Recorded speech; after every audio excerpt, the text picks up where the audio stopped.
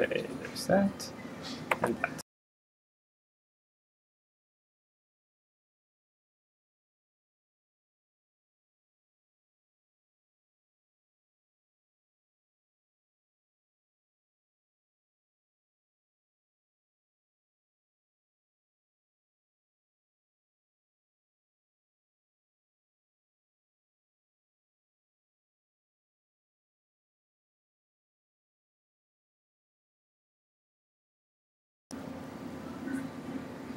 Oh, there we are. Okay. Oops. So, this time we're recording, we did the intro, we're trying to make sure everything is happening the way it's supposed to. This is what you get from being highly effective and then just forgetting that one little thing. Yeah. And that's how we've been lately. Everything's great, and then that one little thing. So, hello. Hello. Welcome. Welcome to Friday. Friday, That's thank right. God. Friday's date night. Yeah, I'm looking forward to date nights. Yes. We have successfully gotten rid of the two boys at some pajama party thingy for 4 hours. Jeannie's going to be doing her thing with her friends. So we have 4 hours. That's right. I'm looking forward to this. 4 hours. Yes. Usually our dates last, what? Maybe 2 hours. And we never watch a movie or anything like that because you only got 2 hours. So Yeah. it's usually us sitting at a Starbucks Because talking. we don't want to take advantage of Jeannie and all that kind of Stupid. stuff. Very stupid. Take advantage of her. She's taken advantage of us for 17 years. Okay, throw that away. Yeah. So. And too much partying last night? No. No. We We worked like a dog. Yeah. Good God. We were there. Okay, so last night we did, we covered Mom's Night Out, and we have it posted on our blog, coupledom.com, and did a pretty good job. I was kind of surprised, with our little flip cam. Where is our little buddy? It's still plugged in. We love the flip cam. This little bugger here took that footage and got home by 8:30. I edited the video, and Paul wrote it up, and we scooped the evening news. That's right. We were impressed with that. It's like, That made us happy. and that's interesting because that's something that social media can do. Okay, excuse me. Which is, of Mama. course, the topic of today. Is Okay, go over there. Go Remember, watch Daddy, it. you said to Daddy you wouldn't bother us That's today. right. Come on. Too late. He's already bothering You're us. bothering us. Go. If you want to go have fun, go. Okay, he wants to say hi first. Okay. He Say has hi. to say hi. So no, turn over here. Over say here. hi to Stephanie. Look that Say way. hi, Stephanie. Hi. Okay, Okay. this little Bindi. Go. Yes. Go. Go. Says hi, Ricky. Okay, so it was very cool because they had yeah, so cute. They had all sorts of people there. We got some free wine. We got some cute stuff. I don't know. Paul's gonna love his mascara. Which I think about half the guys were wearing mascara. Oh yeah, So- they did a Style Wars competition with Miami International University Art and Design was there, and they did Style Wars. They had 3 teams of designers, like students. They were, they looked like kids, but they really weren't. One girl was 29. I swear to God, she looked 16. What's funny? They're 29. Yes, one of the first girl I interviewed, she was 29 years old, and I looked at her and I go, "Geez, girl, you look good." Yeah. But anyway, they had 3 teams. They had 1 hour. They were given like a bag of cloth from like Joann's Fabric or something, or Craft World or something like that. And they had to create these masterpieces. Now you have to go look either on my Facebook page or on the website during the video and see what they created in 1 hour. It was amazing. We were just shocked. However, Paul and I called the winner from the very beginning. Yeah. We saw it as soon as they started. We were like, love it, and that was it. And they were the winners. And actually, I had predicted it before they even started. That's right, because I had my mojo on last night. I was on last night. I was sweating like a pig last night. Oh, you were. It was all the hot cameras. That's right. The hot cameras. But, it's funny because I'm like saying to Paul, "Are you hot?" And he's like, "No." And I'm like, "Why am I sweating so much?" And I realized that ain't easy work. Nope. Being all, hey, is not easy work. So that was a lot of fun. My sister-in-law showed up too. She made some good contacts. Yes, she did. She got her jewelry into a couple yoga studios, or one yoga studio. So that was very cool. But it was very nice. It was fun. Got stuff, got good connections, and very happy. So, but social media. One of the things that we were talking about this week, social media is really changing the face of the world. And now everybody's got their thing on social media and whatever. We, of course, have to look at it in terms of relationship, because that's how we look at everything. I mean, one of the things about, I guess, for Paul being married to me is that he's had to switch how he looks at the world. Even though he could define it, in his physics terms, he still looks at things more relationally than you did before. Definitely. Okay. Yeah, a systemic approach. Right. So when I was in school, umpteen million years ago, marriage and family therapists are trained to look at things, families, as systems. Much like a machine. And how what is this channel? How we've been married? We've been married 21 years. 21 years. Anyway, so when you look at things as systems, when you apply that to social media, what does that mean? What is social media? Everybody's talking about they're an expert at social media. Nobody's an expert at social media. It's too brand new. Nobody knows everything, and we're just still trying to define the edges of it. And I don't think that we have found the edges yet. So as a systems approach, when you look at it systemically, there's so many positives to the concept of social media. One thing last night, just having two schmoes like me and Paul scoop a television station news. Right. That we were able to do our thing so fast, that we were able to get it on the internet so quickly, and spread it out and bookmark it and have everybody look at it at least half an hour before they did. And how was that? It's not like, okay, actually, Mr. Competitive here said, yeah, let's scoop them. And I'm like, immediately. Who cares? The moment that she said that it was going to come out on, their news station at 11, it's like, I don't care whether it gets there at 10:59, which I think is when it did. But it matters until almost 11:30, so we're good. But the point is that we were able to do that, okay? And much like that, I think that if anything, you can go back to all the way back to Rodney King. When they videotaped Rodney King, that was the first time. It's almost as if this breaching of a wall, let's say. Right. Where now is very grassroots. Yeah.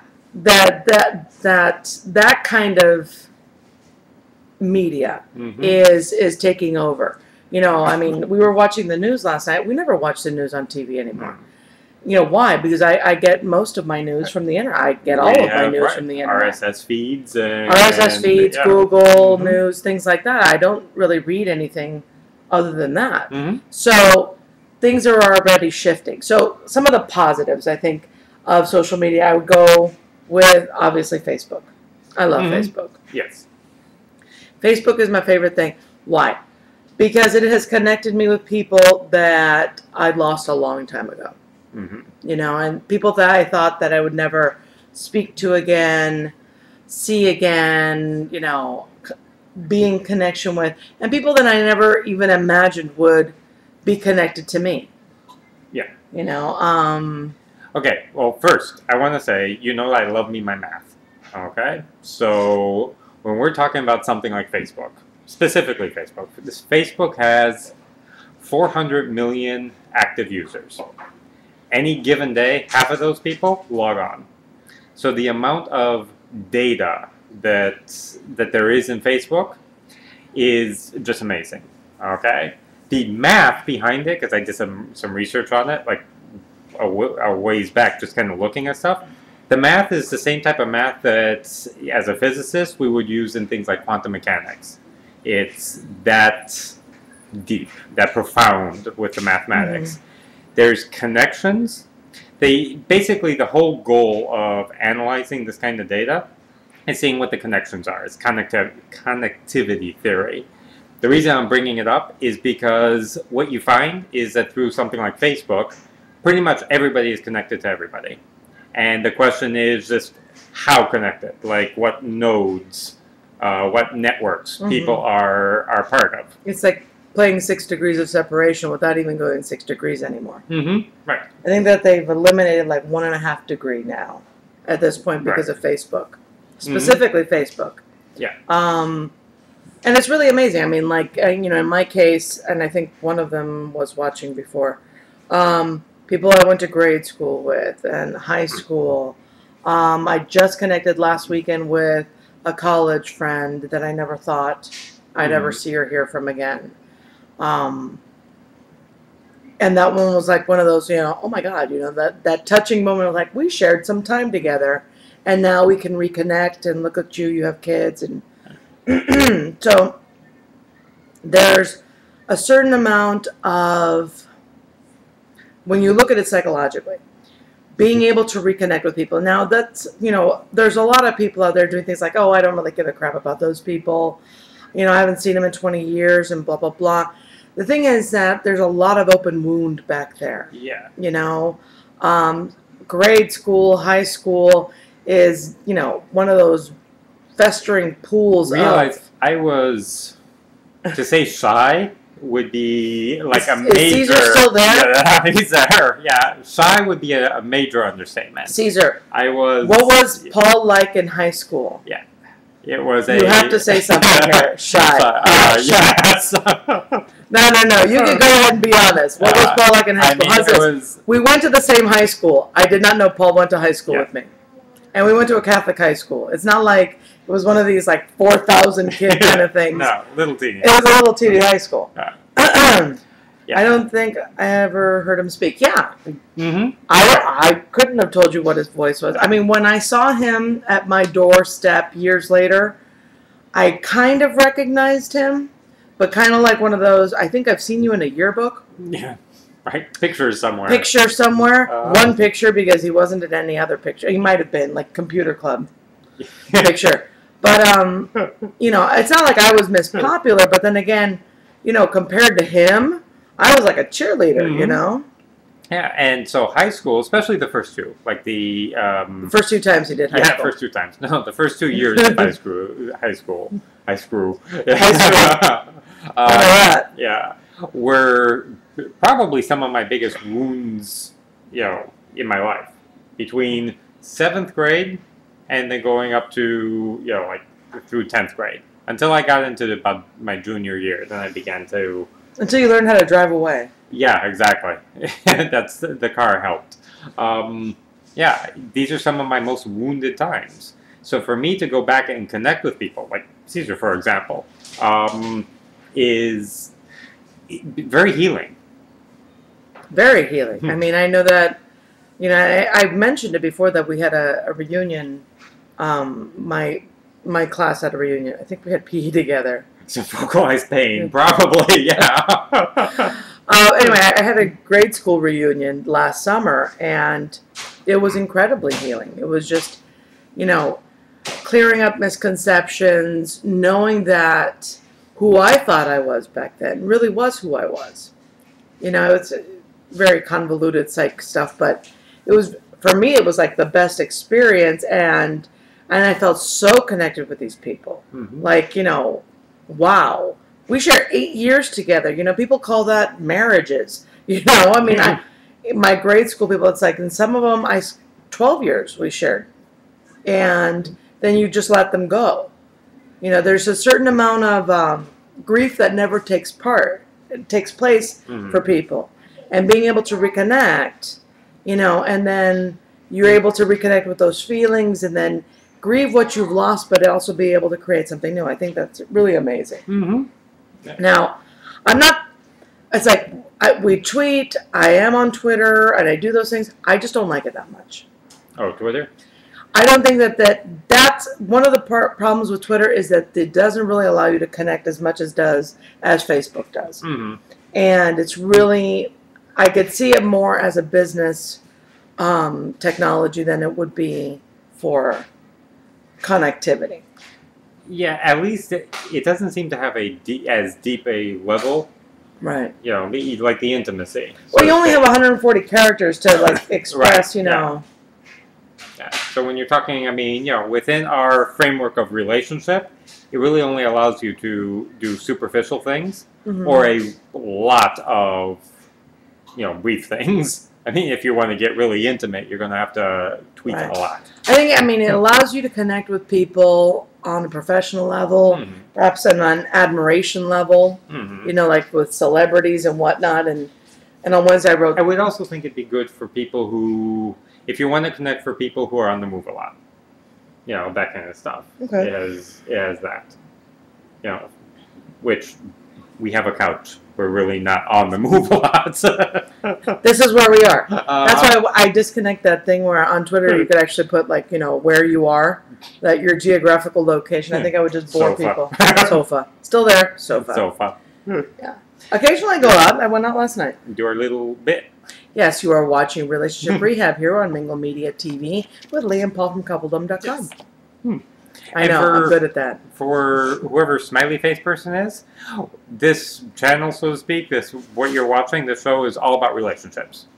And today we are talking about relationships as they apply to social media. Did you guys meet on Facebook?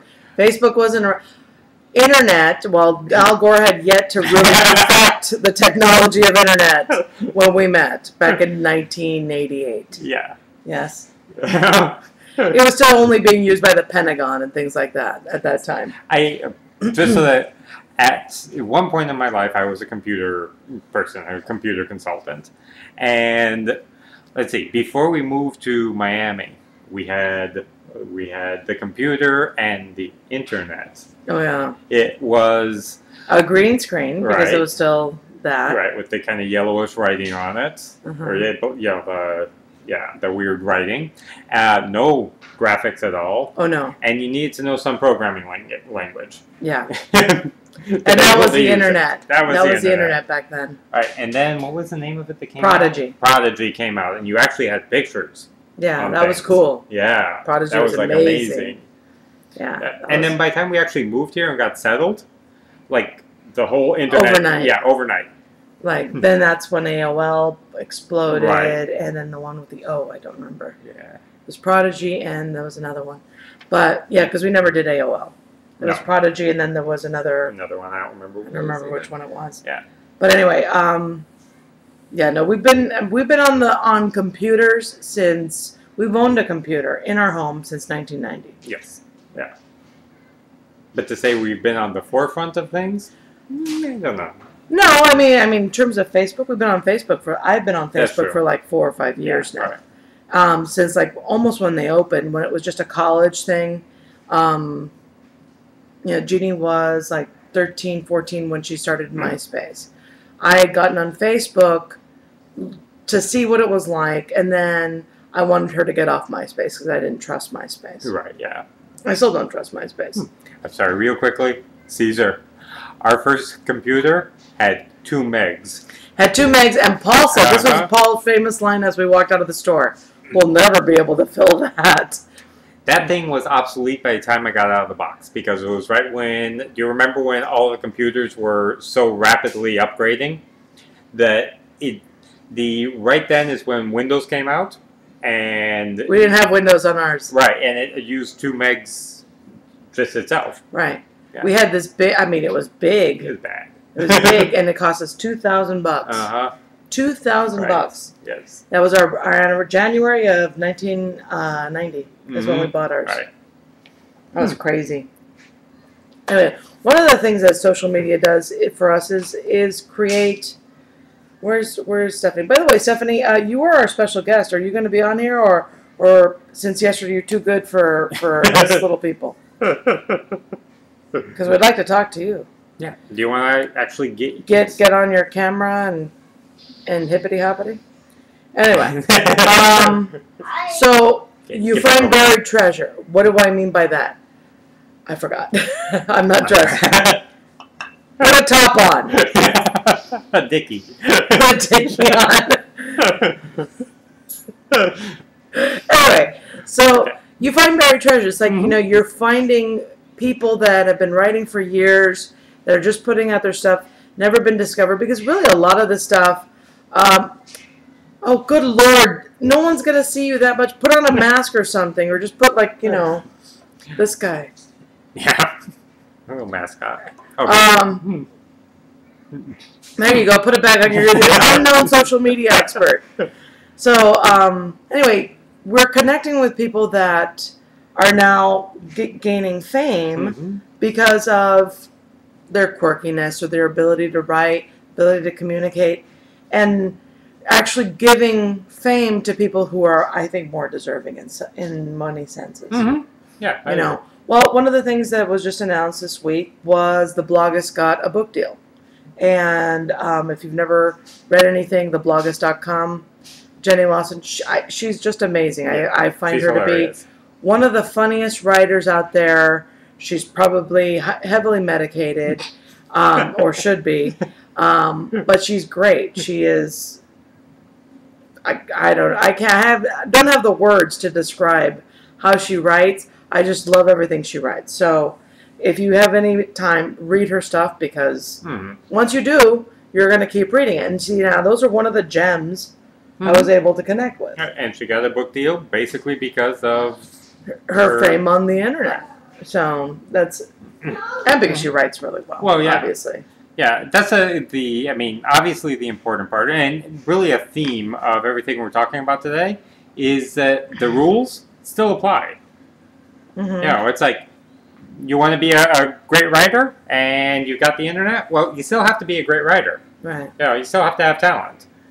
And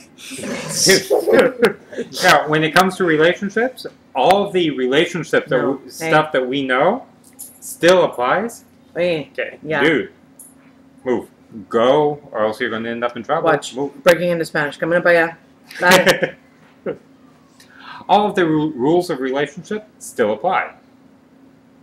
Yes, they do. Yeah.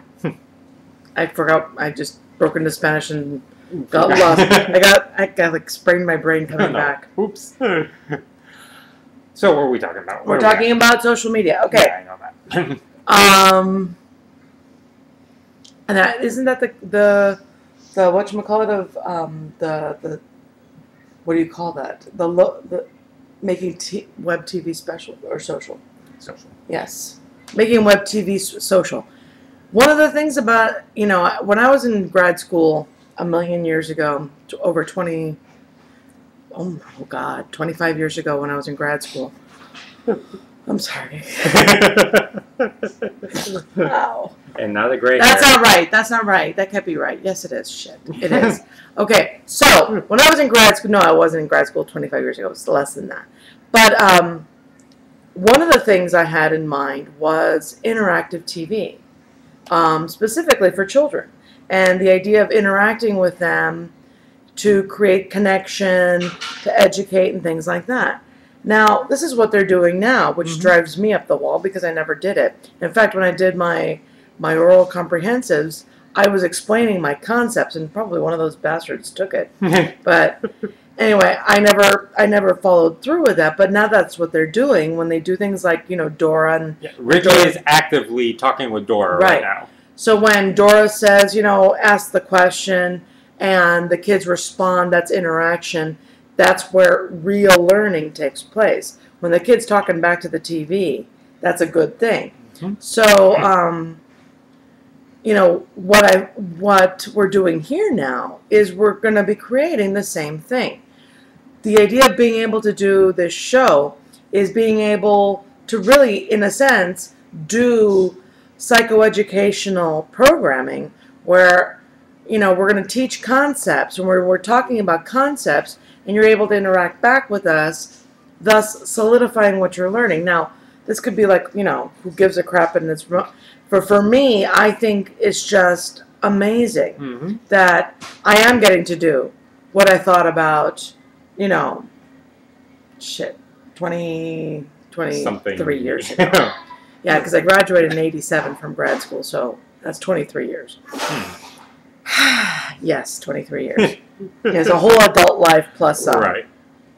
So that's amazing the being able to interact with people, especially in the field of psychology too. You know, it's like, I'm not just a psychotherapist. Obviously, I'm a writer, and I enjoy that part of my life. But it's hard to neglect the fact that for 20 plus years of my life, you know, that's what I did. That's who I identified myself with. That's what I, you know, that's how I see everything. Yeah. So when people like see me at parties and stuff, and they say, "Oh no, she's a psychotherapist," first thing they say to me, "Don't analyze me." Too late. It's too late. I already did that. You know, I mean, as soon as you walked in the door, I see you, and it happens. Yeah. I just won't say anything unless you pay me. Mm-hmm. That's just the way I am. Whereas I'm willing to judge you all, you know, and you don't have to pay me. I'll just say it. That's right. Yeah, but that's a different thing. Threaten with a chancleta. No, my chancletas are in the bedroom. I have my tennis shoes on. Those are a little bit more dangerous. Anyway, the negative things of social media. Here's one of the problems. Okay. Lack of intimacy. Mm-hmm. We are kind of like foregoing intimacy for chat. We are foregoing intimacy for quick connect. It's almost like we're okay with no intimacy as long as we keep having these like one night stands kind of thing. Oh, look how many friends I have. I mean, recently, and I hope it doesn't affect my numbers, I went from having 250 very close friends on Facebook to 1,450. I mean, like, within a week, I had that many. Because I decided, okay, we need to use this as a social media tool. And within a week, I was able to get 1,200 friends. Now, that doesn't mean that I'm not developing relationships with some of these people, but I'm definitely not developing relationships with all of these people. So I have now given up the intimacy that I shared with people that I actually knew. You know, people like Caesar or other people I went to high school with or college or family members. Not too many family members, like crazy bastards out there. But now I'm using it more as a media tool. You know, on one hand, it's good for our business. On the other hand, I miss seeing my feed filled with people that I know and that I love. Right. You know, I have a lot of people that, you know, I do not know from Adam, and people that have varying views in life than I do. That, well, let's just say they just, you know, their views tend to piss me off. Yeah. But you do it because of business. Now, that's one of those things where once you start compromising that integrity that you used to have for your Facebook, you know, then it makes Facebook very different. Yeah, see, this is a place where all of the old rules still apply. Right.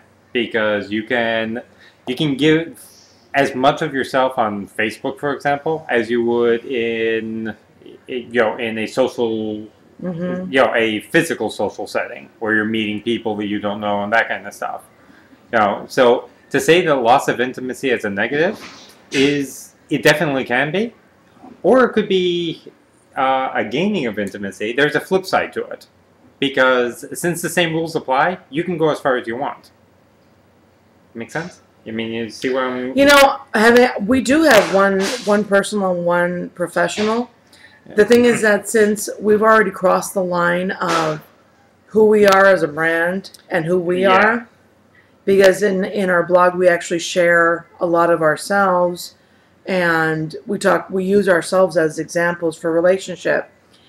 We are identified as the brand. So then yeah, if there wasn't so much mixing, then I would highly recommend it. Unfortunately, our case is a little bit weird. Yeah. Because, you know, here we are doing this, and we talk about us being married and whatever. We've already, I mean, it's like I'm no longer in the realm of like a Dr. Joyce Brothers, okay? Because you don't know crap about Dr. Joyce Brothers. You don't know if Dr. Joyce, if Brothers was her given name or she married into it, if she has 20 kids or she's, you know, a lesbian with a mullet. You don't know anything about Dr. Joyce Brothers. That's the way it should be. That's her professional persona. We've lost that. We don't have that luxury. I don't pretend to have that luxury. But even as a psychotherapist and practicing for 20 plus years, I never did that kind of stuff. And this is purposeful. Yeah, there is a purpose to it because we are about relationship. We are about creating connection. We are about being healthy in the world and not pretending, and not maintaining that psychoanalytic approach to life where my professional persona is different than my personal stuff. It's like we won't share some things, but it's like if you go back to our blog, we talked about privacy a few weeks back. We don't really believe in privacy. So privacy is a slippery slope that leads you to shame and secrecy. So no, we don't do a lot of privacy.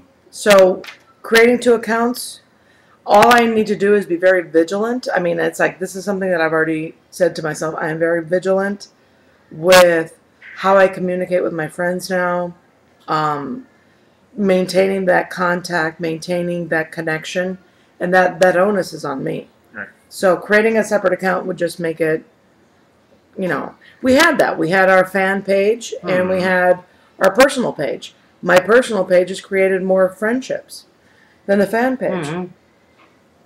So, long answer, short question. But anyway, one other thing, the negative things of social media. Perversion. Oh, yeah. Human beings in general, we have a tendency to the perverse anyway. When something feels good, we wonder, how can we make it feel better? We have that enterprising spirit, let's say. That's a nice way of reframing it. That makes us want to better that stuff. And speaking of which, you are watching Relationship Rehab here on MinkleMediaTV.com as we're talking about perversion. That's right. I am Lee. This is my husband, Paul. Hello. We're from CoupleDom.com. Check us out. But anyway, back to perversion. Anyway, no matter what we've created on the internet or whatever we've created in life in general, there's always a group out there that's going to pervert it.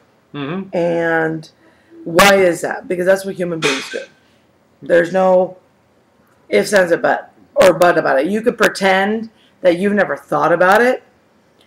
It's just that these people have actually acted on it, And so in every area of social media nowadays, you have the perversion. Now, if you've been on Twitter, you've already had, Britney with the, with blowjob Britney following you, or if you guys know who that is, it's like as soon as you open up an account, it used to be this before they started kicking them off, but you'd open up your account and all of a sudden, Tiny462 wants to be your friend, is going to follow you, and they're following you. And then you look at the picture, and Tiny is like, it looks like Britney Spears performing oral on somebody. Or it would just be a penis, or a boob, or a, and why was that? Well, because whenever you have the separation from humanity and through technology, you're going to have people say, you know what? No one will ever know. And this is where you can bring up your stuff from yesterday. Or was it today? The Asimov stuff. Oh, yeah. Okay. The robot movies. Trying to say it right. I have a tendency to say robot. And then she laughs at me. The iRobot movies, or books. Isaac Asimov wrote them. On the basic story is there's, I don't know why she's taking more pictures. I am doing this because this is cool. Go ahead.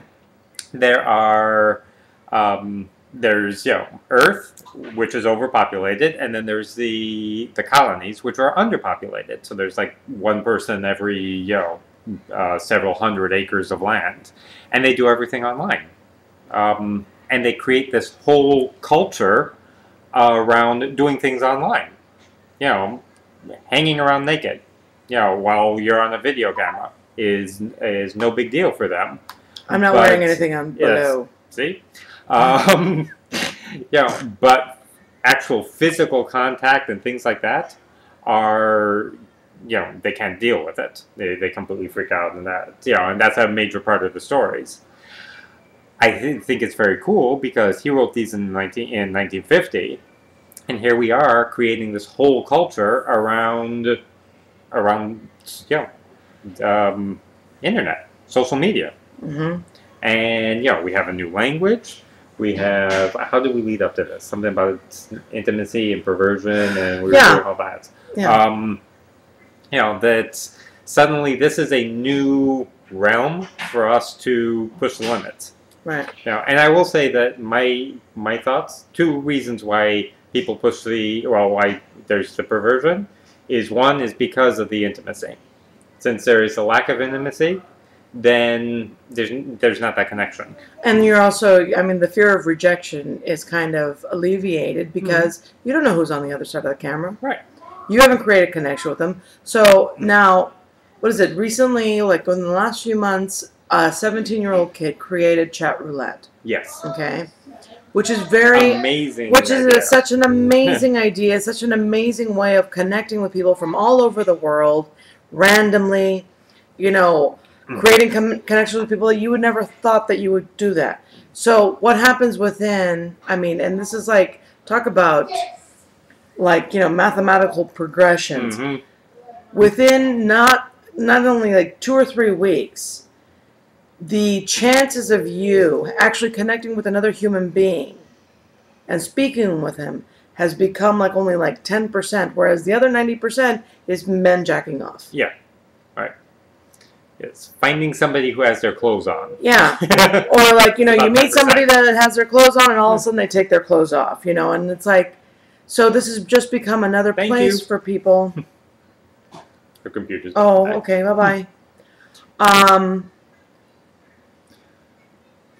This is another place for people. Oh, yeah, another place for people to get their perversion on. Mm-hmm. It's and now it's no longer just, watch me jack off. It's, let me shock you. Yeah. Because with the chat roulette thing it's basically it's what you call that? A slot machine kind of thing. This random. This variable ratio of people. You never know what you're going to get. And you might win and get someone that you could actually connect with and talk with. And we're not talking about creating, intimate relationships like lovers or anything like that. Just somebody to be friends with. That you're enjoying their company. Instead you're getting, asshole number 3 showing you his penis, Right. Mm-hmm. Yeah. So that's, for me, that's such a sad waste of a technology that could have been so incredible. And I think that, the amount of money and time this kid's going to have to spend to keep all the dicks off of chat roulette is just way more than it's really worth, unfortunately. Yeah. And I thought the idea was a really good idea. Brilliant idea. Brilliant idea. Now, I just had a thought. Yeah. Tell me what you think about this. Yes, sir. I also think one of the reasons why the perversion is because, kids, the job of a kid is to test limits. And then us as parents make sure that they find the limits. I have said this a million times, and I will probably say it a million more. I think that as we grow up, though, we don't completely lose that need to test limits. That little piece of, this is a place to test them. Because you get to, there's new boundaries that we don't know. We don't have mommy to slap us down. It's kind of like when you get a hotel room, a brand new hotel room. What do? You walk in, you throw your suitcase on the bed, you check the bed springs, you go into the bathroom. You are looking for the limits of your room. Right. You go through your window. Do I have a balcony? If you have a balcony, you're going to open the doors. You're going to go to the end. You're going to check to see how much of this is mine. The same way that when you move into a house, everything that we do, we check to see how much of this is mine. And that's what people are doing, and I agree wholeheartedly with that. It is testing the limits. Unfortunately, for those, we'll have the thought. Let's say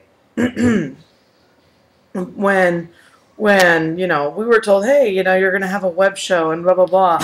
The first thing we thought was, really? It was, dirty thought immediately came to mind. Second thought was, okay, now I can do something with this. Right. But I can't say that, I can say that during some of these shows I have touched you. This is true. Yeah. You haven't seen it, but I've done it. So and always right under the horizon. Yeah, right, yeah. Yeah. You can't see it, but I've done it. Because we're about the limits too. Yeah, we do. Yeah. Yeah. Well, that's what we were talking to somebody last night from momsmiami.com. And she recognized us, which always sets us off into this, oh my God, and no, that's not me. Right. And she goes like, why aren't you guys posting more stuff on Moms Miami? And I told her, I go, listen, I say fuck a lot when I write. I write a lot of that, and I'm not going to censor that. Mm-hmm. And you've been off the chain recently with your, you don't even have to curse to be disgusting, okay? In some of the writing you've done recently. And I'm like, that's talent right there. It really is. So she's like, oh, well, if it has like the F word or whatever, it'll squiggle it out. I'm like, okay, that's fine. Right. But it's not going to squiggle. It won't be able to squiggle out some of the things he's written. And I'm not willing to curb my writing because of sensitive readers. Instead of, I would rather say, hey, the stuff may contain stuff that's going to piss you off or insult you or whatever or offend you. So don't read it. I would rather do that than have these people edit me. Yeah. So why was I going there? Anyway, the point is, we don't want to limit ourselves in the writing because we don't really limit ourselves in day-to-day life. I mean, most people don't want to limit themselves, period. Those are things that we learn are the cultural norms of what limits us. We're not allowed to kill people, that kind of stuff. That's what they say anyway. I read that somewhere. No. Thou shalt not. I don't know what that stuff like that. Stuff, right. Yeah. We're not. Yeah. Who knew? I don't know. It's a rumor. It's a rumor. Until I see it myself, I'm not going to buy it. Yeah. I'm just keep going on my killing sprees every weekend. But anyway, but that's another thing. One of the things that the social media has done is given this protection to bullies. The cyberbullying has become this really huge thing. And this is one of the reasons I am so adamant that keep kids off social media. They don't belong there. Kids are horrible. Which goes to, Caesar asked, what age do you think Facebook's okay for a kid? I would say you have to wait till about 14, 15. And that is account. Right. You create the account. You maintain the account. Yeah, you monitor all. You monitor everything. They friend you. So you have everything they have. Quick story.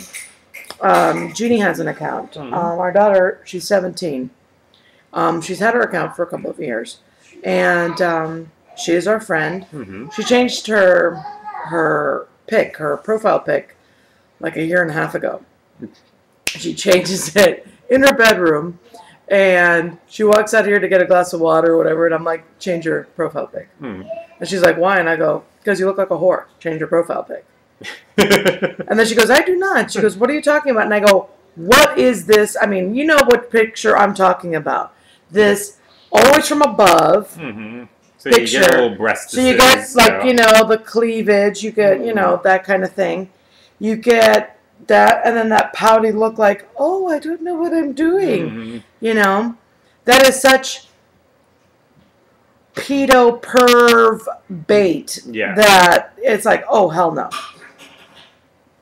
My almost 14-year-old wants to join Facebook. Boy or girl? Boys, right? Why do you make 2 accounts? Well, no, why would they make 2 accounts? So that's he's talking about to hide something from you. Oh, hell no. Yeah. The thing is that you can't. What if they do? Yeah. That's where you've got to be vigilant. Really, really vigilant. Yeah. First of all, every email account that she has, I control. Right. Have access to. And every now and then we do what we call the sweep. This is On Tuesday, we wrote about this. It was like Facebook is the new Soviet Union. Mm-hmm. You know, I worked with sex offenders for 10 years. And I'm saying I worked with sex offenders. I worked with rapists, pedophiles. I went into prisons. I went to court for them. I did therapy with them every week. I was alone with these guys in a room, okay? I worked with pedophiles. I know what I'm talking about. Opportunity and availability are what they go after. I do everything possible. You know, I'm not saying that I can protect my kids completely because, you know, you never know what could happen. But if I'm not willing to take the extra step, so then Paul and I have decided that, you know, one of the areas where we need to be extremely vigilant is technology. Yeah. So phone texts are checked.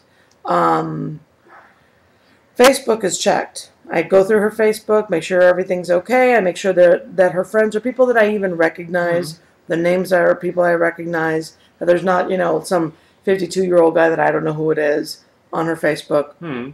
See, this is one of those, again, the same rules apply. When we were kids, if somebody would have called you on the phone. No, hold on. When I was a kid, I never opened up my own mail. Yeah. I mean, okay? Yeah. That was always like, you know. If our parents would have gotten a letter addressed to us that they didn't know who it came from and didn't already know what was in it, they're going to open it. What? Go ahead, say who we are and we'll continue.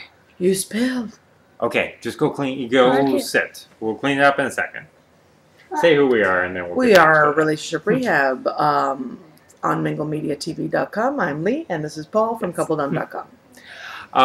Anyhow, yes, if our parents would have gotten a letter, they would have opened it. If they got a phone call and didn't know who it was. When the hell did all this privacy thing for kids become so important? Okay, I'm a therapist, okay? And all of a sudden, everything that you watch on TV when it's about parenting, you gotta respect my privacy. What?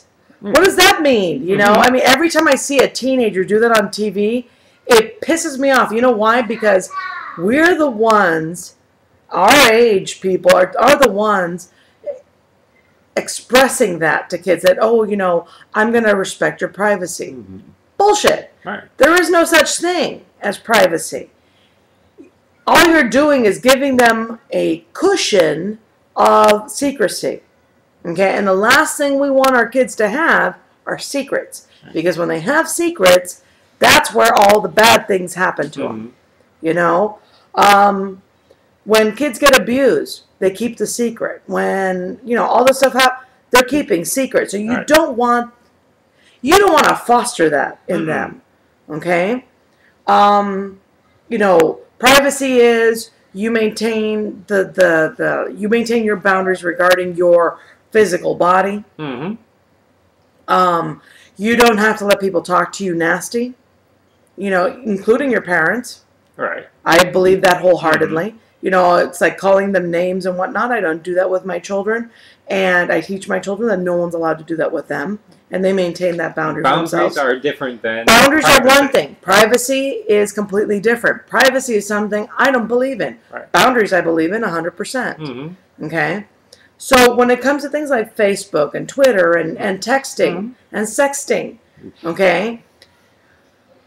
About a year ago when my daughter was 16, I walk into a room and she was already on my as I say, my shit list because she had been wild and she'd done something stupid and said something stupid that really just rocked our trust of her, even though she hadn't done anything. No. Because she was stupid, she said it. And long story, I'm not getting into it. Anyway, very teenage. I walk into a room to give her something. Now, I knock on the door. Why? I don't know, because in my house, Cuban mamacita never knocked on my door. I open the door, go into her room, hand her something, and as I'm walking away, she had closed her browser. Which, of course, red flags. Yeah. It's like, why is she... Yeah, why are you closing this? Okay. So, of course, I'm like, open up the browser. She opens up the browser, and she was doing a chat with a friend who was talking about chatting with somebody else where they were role-playing sex. Okay. 16 years old. Okay? So I look at, Jeannie, and I'm like, what the hell is going on? And she goes, I'm not doing that. She's doing that. And here's this friend talking about, oh, yeah, he wanted me to RP, BJ, and blah, blah, blah, and, blah, blah, blah. And I'm like, Jeannie, what the hell? I go, no. You're closing that up. I don't want to see that anymore. And, then having to have, then having to have the conversation with her was like, what is your involvement in this? Her involvement in it was allowing her friend to talk to her about this. Now, our daughter has Asperger's, and because of that, socially inept, and because of her vision and her nystagmus, unable to lie to me, because I could always catch it. So, which actually has been somewhat of a mixed blessing, because we were talking about this the other day, that it's made us actually have to think through how people interact. Because because she has Asperger's, we actually have to say things like, you need to say these words when you're talking to that friend. Right, exactly. So I knew that was her involvement, and then I was able to, interrogate out of her that she felt extremely uncomfortable with it. She doesn't like being involved in that conversation. So then that was a teaching moment for Mommy to tell her how to set that boundary with a friend, saying, I don't want to be involved in this. Now, that's cool. Had she pulled this, hey, this is my bedroom, I'm having a private conversation, then she wouldn't have a computer anymore. Right. I think that every kid needs to have the, you don't own anything, I own these walls, I own this roof, I own you, rant. Most people think, God, you guys are so cool, you're so laid back. Oh, hell no. No. We are the strictest, nastiest parents you'll ever find. So, a kid opening up 2 Facebook accounts, in my mind, is the same thing as them trying to climb out the window. Yeah. Okay? It is a way of, escaping your wrath. Your wrath, right.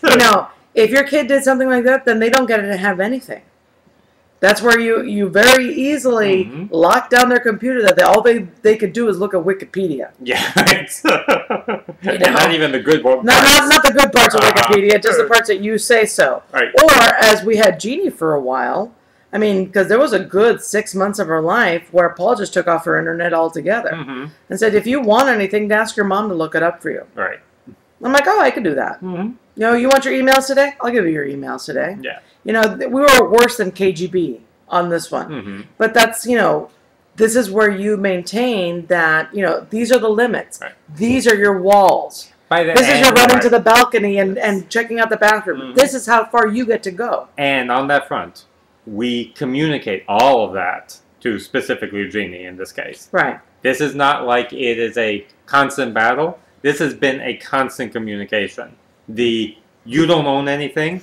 This is all ours. We're going to look at everything. Right. Came when she got a phone, when she got a computer, when somebody mailed her something, all of it. But at the same time, it's like she gets that message and she gets the message of, and this is to keep you safe. Right. And this is to keep you safe. And this is to keep you safe. And it's like, if you miss that message, then it just becomes a control issue. Right. It's not a control issue. It's you only have one job as a parent, is to keep them safe. There's no other job we have. It's like safety comes in our nurturing. Safety comes in showing them what the limits are. Safety comes in giving them food. Safety, that is your job. Right. You're a safety patrol. So if you are so concerned about being their friend, well then give up the parenting badge, because you're not parenting anymore. Now, Caesar, my opinion is it's more important that you just walk in and sit next to them while they're on the computer than filtering software. Filtering software is caca. Yeah, I'm sorry, but a 14-year-old boy is going to get past filtering software within the next year, like that. No. I could when I was. Jeannie already tricks her computer into thinking that she is. It's like she already knows the changing the times and changing the dates. Techniques. Yeah, she already knows techniques without even trying. Right. And Jeannie's not necessarily great with computers. No. Typically, that's a male, teenage boy kind of thing. Oh yeah. How do you get around it? Right. Caesar, I'm not going to say that. This is people are watching this. 97 people have watched this. I cannot give you that kind of information. There's all kinds of ways to get around change the user. There's all kinds of creating a different user account. Yeah, but it's creating. I mean, honestly, they go back into the original settings and create a different user account, and or get into the admin account. Your passwords are not that difficult to figure out for your kids. So it's more important just to sit your butt down next to them every so often. Yeah. And do hey, what are you looking at? Right. I mean, unless your kid is a sociopath and is able to lie, without breaking a sweat. And then you email me. Yeah. That's one of those. If you're sitting there going, "Hey, what you doing?" If they're doing something wrong, you're going to know it right away. Yeah. And if they're not, they're going to turn around and show you. Right. So anyway, we have a few minutes left, but I want to talk about what's going on next week. Next week we have a special guest. We're going to be talking about change. Mm-hmm. We're talking about positives of change, negative, and how we react to change and things like that, and how important that is to our relationships and life in general. Mm-hmm. And we're going to have a special guest author. Sherry Wilson's going to be here. She actually wrote a children's book regarding change and how do you teach kids about change. Not only that, Sherry is also a marriage and family therapist. Mm-hmm. My son was, but he's not good at it. Good for him. Right. As long as you keep on top of that. Yeah. Anyway, Sherry Wilson will be here next week. We're very excited about having Sherry here. Yes, we are. Yeah, Sherry's an old friend. Mm-hmm. We used to work together. Very good therapist. Mm-hmm. She's very prim and proper. Mm-hmm. And it was always my life mission to get her to say dirty words. Yeah. And not that I could do that now because she won out. Yeah. She cost me money. Yeah, that's right. She was good. What? We're gonna leave soon. We're gonna leave. We're leaving in a few minutes. We're leaving in a few minutes. Also then on that front is we're attempting to have guests and things like official. We're not attempting. TV. We are going to have guests. I mean, obviously, we're having Sherry, for example. And we are also looking for couples who want to, how would you put it? Wanted to discuss their issues on the show and get some free therapy. Yeah. We're going to do a little, entertainment therapy, if you will. What is it? Edutherapy. Edutherapy, yes. So we're looking for couples. If you are interested, email either of us. Yeah. Email me, I guess. Paul@coupledumb.com. Coupledumb, D-U-M-B. Yeah, all you need is a webcam and willingness to talk. Mm-hmm. So, send that out to your friends. And also, 2 weeks from today, we're going to have a couple who are a couple of relationship coach. I think she's a therapist. And they have a website called Courageous Loving. Mm-hmm. So check them out. They do a type of therapy called Imago, I-M-A-G-O, mm-hmm. which is a type of communication and mirroring communication. I don't practice it. I've never practiced Imago. I know about it, mm-hmm. but it's interesting the way they talk to each other. So I got all kinds of opinions on it. you check them out. In every therapy, there's some good things, some bad things. What's going to work for you, what's not going to work for you. You're definitely going to want to be here for this. Yeah, I want to be here for that show because that should be interesting. Yep. Be nice. I'm being nice. He's not being nice. I'm just saying I have opinions. Yes. Be nice. But it's like, as a therapist, I see the benefits, and then, mm-hmm. as a human being, no, maybe not. But anyway, so, as we wrap up today. Yes. Let's, social media good and bad. Mm-hmm. Is it the panacea? Is it what we need to cure all the evils in the world? No. I think that human touch is still extremely important. I think that one of the problems we're having with social media is we're actually forgetting to be social. Mm-hmm. We're actually forgetting to touch one another. We're doing things like, I talked to you all day. I, texted you all day and whatever. But we're actually forgetting to touch each other. And, it's like if you ever took a psychology class back in college, you would have seen the little monkey movie, where two little monkeys, one is given like a little fuzzy monkey mannequin to cuddle with, but that one didn't have any food. And the other little baby monkey is given this little metal mannequin thing, but it did have milk.